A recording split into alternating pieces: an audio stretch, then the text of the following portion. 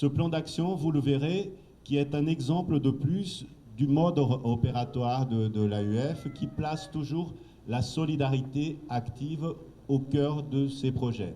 Une solidarité active où nous sommes liés par des liens d'interdépendance, l'AUF, les universités, des acteurs du secteur public, des acteurs du secteur privé.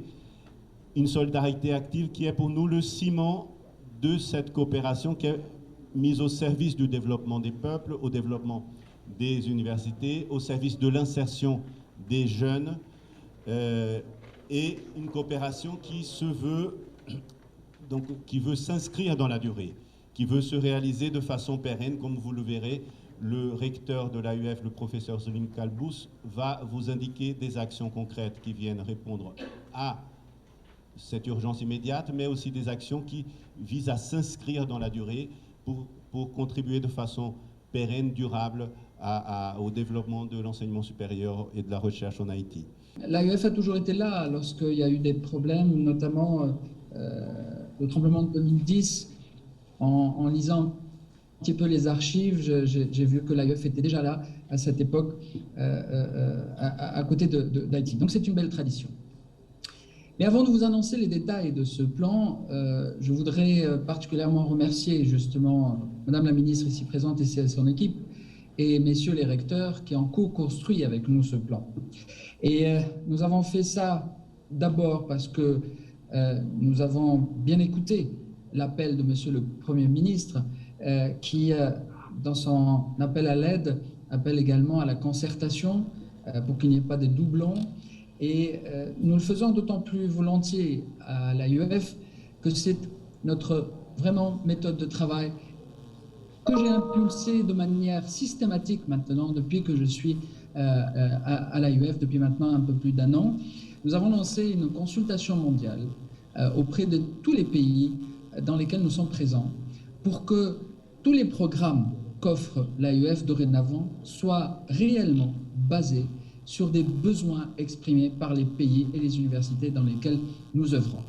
Le ministère de l'Éducation nationale et de la formation professionnelle et le gouvernement d'Haïti saluent le grand mouvement de solidarité internationale qui s'organise à l'appui de nos différents partenaires internationaux qui fournissent ou qui se préparent à fournir leur assistance technique et ou financière à notre pays pour la relève du secteur éducatif dans le Grand Sud dévasté par le séisme du 14 août dernier. Mercredi dernier, le Premier ministre, accompagné des ministres de la Commission interministérielle pour la rentrée des classes de l'année académique 2021-2022, avait l'occasion de recevoir un premier groupe de partenaires techniques et financiers. Aujourd'hui, nous avons la joie et l'honneur d'accueillir ce partenaire historique de l'enseignement supérieur haïtien qu'est l'AUF, qui nous a annoncé un appui de plus d'1 400 000 € qui va contribuer au relèvement des universités publiques du Grand Sud et de l'Université Notre-Dame. Je l'en remercie. Nous en sommes encore à l'évaluation de l'ampleur des dommages et au tout début des premières interventions sur les sites des établissements d'éducation affectés. L'apport de l'AUF rejoint les grandes préoccupations du ministère que je dirige, puisqu'il vise aussi bien les étudiants que les enseignants. Les étudiants sont pris en compte en tant qu'utilisateurs des technologies de l'information et de la communication et en tant qu'acteurs dans la création d'entreprises, voie d'entrée autonome dans le monde du travail.